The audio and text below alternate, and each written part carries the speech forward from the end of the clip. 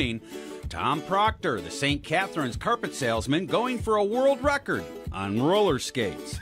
A few times I've been called a little on the weird side. Kelly Grogan was so good at driving trucks, she became a truck driving instructor at age 20. After you get out from your hook and drop, you got 5 things straight back of the truck. Speaking of odd jobs, Johnny Main was a much-loved Niagara Falls entertainer who spent a lot of time with dummies. Here's a guy that was no dummy, Ted Campus, who owned Tonowanda's Fast Teddies. They advertised cold coffee and lousy food, but they were always packed. Polly Gabriel, a candy dipper at Oliver's in Batavia, took a dip into the world of showbiz when she won a walk-on TV's Baywatch. Dr. Tim Augustine took the pain out of dentistry by dressing up as a clown. Oh, the kids love it. We brought you stories about Buffalo's Rambo, Buffalo's Pee Wee Herman, and Buffalo's burger-eating machine, the Butcher. As we rolled into the new century, we caught up with incredible artists like Buffalo's nationally known Philip Burke and George Palmer, whose portraits can be seen at Shea's.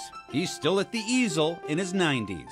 I just can't see myself doing anything else. We found out that age is really no object for Father Brady, who still celebrates Mass every day at age 99. Or Kaylina Marie Eisenhower, who opened her own bakery in Orchard Park at the age of 19. Cinnamon rolls, they're definitely the best seller. How about those amazing sisters Raquel and Soraya, who decided to make a difference by making and selling pink pins, donating the proceeds to the American Cancer Society. Yeah, but you can pick anyone, like this one. You met Eden's own Santa, Scott Seraphin, and Adam Krutinger, a talented artist who decided to give Shark Girl a run for her money. Wave to Jimmy Inman next time you go through Kenmore. He's an old school street sweeper. Gets me out of bed in the morning, Mike. And a man who really loves music, John Rattus. He can teach almost anyone to play the ukulele. Ding dong ding. You've seen the Bookmobile. We met Nicole Brown, who drives it. Says some people mistake it for a food truck. And it kind of is in a way because it's food for your mind instead of food for your body. Speaking of food, we loved our visit with Linda Klein, who grows veggies in the parking lot behind her Hamburg restaurant, Savories. We visited the place the stars eat when they go to Wellsville. That would be Texas hot. Well, if it's good enough for Donny Osmond,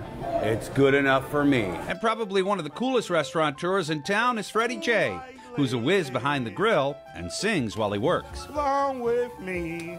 We made dough with Chet Ferry, who's known far and wide as the bread man. We met Angel Swan, who has the perfect name for someone who owns a Wild Birds Unlimited. Yes, it was meant to be. Stopped by Frank Clement's house in Orchard Park to see his brick collection. And when it comes to collecting, you have to go some to beat the lock collection that Ron Chase has put together at Buffalo Key and Lock. I may have a little over 60,000 pieces. It may sound fishy, but Dave Watts never thought he'd be running Dave's Bait and Tackle for more than 4 decades. I love it. Greg Van Horn started making things out of rocks as a hobby, but now his functional artworks are in high demand. CeCe Folman is the one person who knows everything about City Hall. She's the information specialist. And that's on the 7th floor, room 720. Father Rajard raises bees and produces, what else? Holy honey. And Herb and June Cook of Gowanda took me for a spin in their homemade, one-of-a-kind Wagon.